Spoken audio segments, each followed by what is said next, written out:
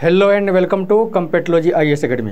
आज हम लोग इस वीडियो में कांग्रेस से संबंधित प्रमुख वक्तव्य या कथनों की चर्चा करने वाले हैं।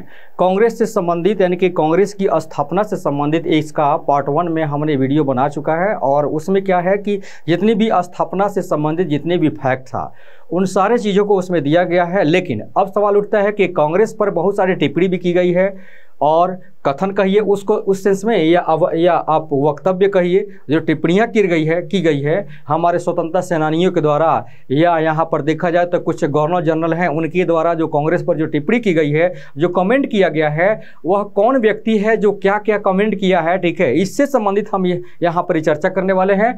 तो ये भी हमारे कभी कभी स्टेटमेंट से संबंधित क्वेश्चन आ जाते हैं प्रीलिम्स में, जिसको देखना बहुत ज़रूरी होता है, याद रखना बहुत ज़रूरी होता है। तो इसमें सबसे पहले देखें तो कांग्रेस से संबंधित प्रमुख वक्तव्य या कथन, सबसे पहले है डफरिन। डफरिन एक ऐसा व्यक्ति है हमारे इतिहास में कि और ख़ास करके देखें तो गवर्नर जनरल के रूप में जितना भी विवादित कार्य इसने किया है सब मैक्सिमम इसी के नाम से है। और भी बहुत सारे लोग हैं जैसे करजन भी हैं, बहुत सारे लोग हैं, लेकिन डफरिन का इसमें विशेष योगदान रहा है। जितना भी विवादित मुद्दे हैं उसमें सबसे ज़्यादा योगदान डफरिन का रहा है। तो डफरिन ने क्या कहा था कांग्रेस के बारे में? इसने कहा था कि वह जनता की उस अल्पसंख्यक वर्ग का प्रतिनिधित्व करती है जिसकी संख्या सूक्ष्म है, जिसकी संख्या मात्र मुट्ठी भर है।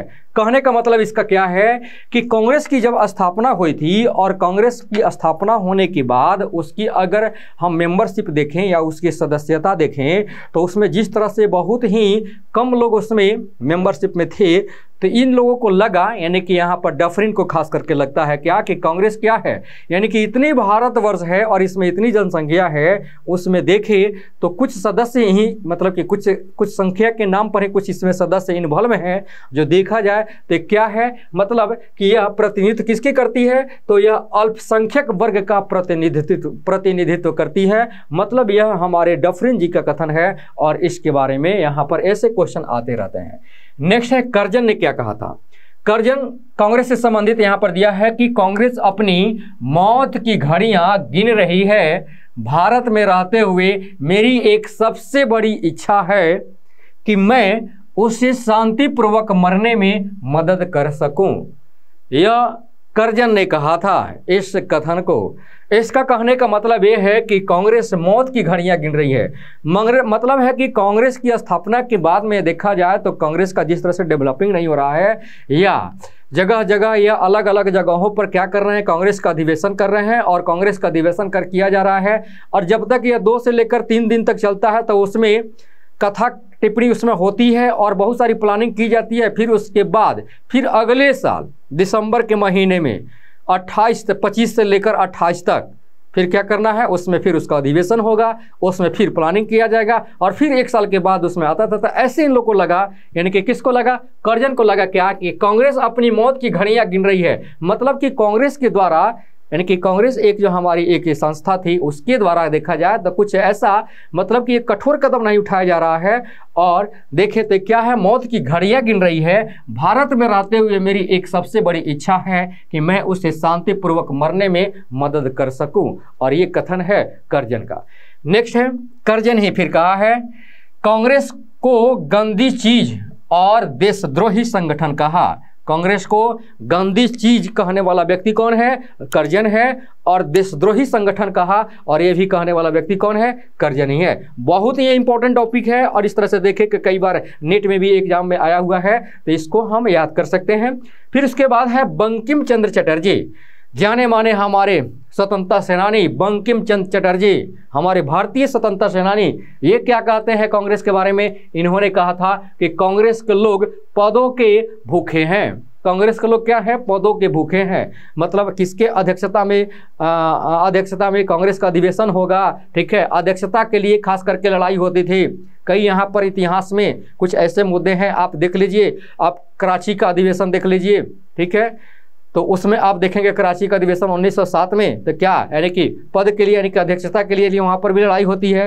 कुछ वहाँ पर कंसेप्ट अलग बात थोड़ा सा आ जाता है, लेकिन यहाँ पर देखिए तो यहाँ पर इनका कहना है कि कांग्रेस के लोग क्या हैं, पदों के भूखे हैं। ये चाहते हैं कि मेंबरशिप मिलने के बाद हमारी अध्यक्षता मिले, और इस तरह से देखें तो यहाँ पर टिप्पणी करते हैं बंकिम चंद्र चटर्जी कि कांग्रेस के लोग पदों के भूखे हैं, इसके अलावा बस इनको पद चाहिए और कुछ एक करना नहीं चाहते हैं, बस 1 साल के बाद फिर ये टर्राएंगे मेढक के जैसा, इनका कहने का सेंस यहाँ पर ये है।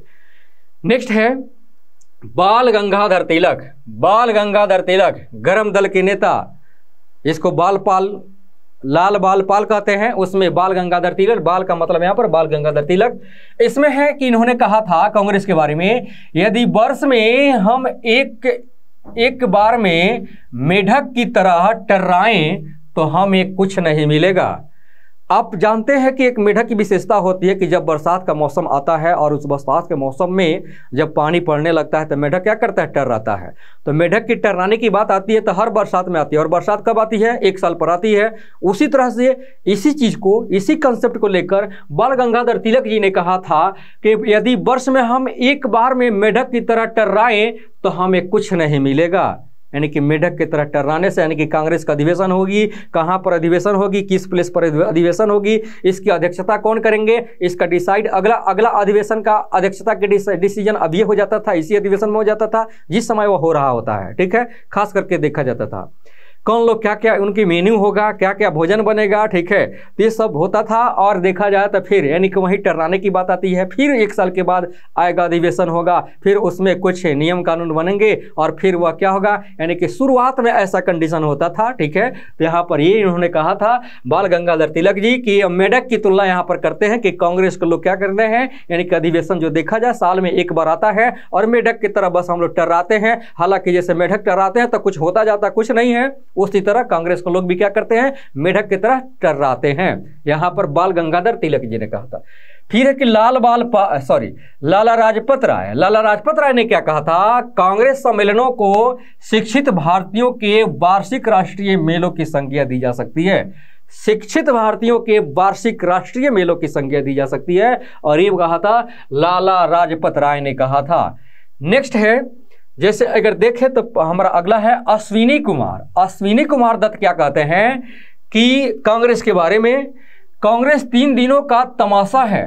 जो 3 दिन का तमाशा होता है कि हर वार्षिक अधिवेशन में दिसंबर के महीने में 25 से लेकर 28 के बीच तक जो 3 दिन का अधिवेशन होता है, यानी कि 3 दिवसीय कार्यक्रम जो होती है, और उसमें देखा जाए तो उस 3 दिवसीय कार्यक्रम को इन्होंने क्या कहा था कि 3 दिनों का यह तमाशा कहा था। तमाशा होता है, इनके कहने का मतलब कि कांग्रेस के सदस्य लोग क्या करते हैं, 3 दिन में तमाशा दिखाते हैं। ठीक है, तो यहाँ पर इनकी कमेंट ऐसी, यानी कि अजीबे गरीबों, इनकी कमेंट है।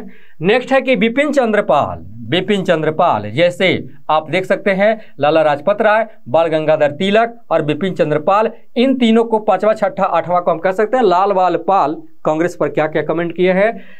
बिपिन चंद्र पाल कहते हैं कि याचना संस्था है, यानी कि कांग्रेस क्या है कि याचना संस्था है। जब भी अधिवेशन होता है तो यह अंग्रेजों के अगेंस्ट में कुछ हार्ड कठोर मतलब कि कदम तो उठाते हैं, लेकिन हमेशा क्या करते हैं, विनय याचना करते हैं, रिक्वेस्ट करते हैं।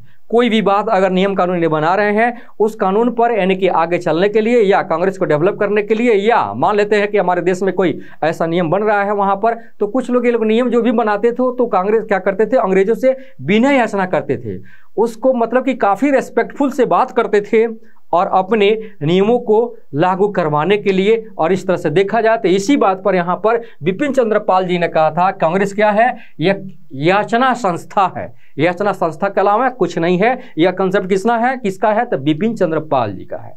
नेक्स्ट है, देखा जाए तो हमारा एक कथन हमारा समाप्त होता है। और इस तरह से और भी इंटरेस्टिंग हमारे जैसे टॉपिक को जानने के लिए आप हमारे वीडियो को शेयर करिए, जितना हो सके आप इसको शेयर करिए, और आप हमारे चैनल को सब्सक्राइब करिए और बेल आइकन भी दबाइए। Thank you.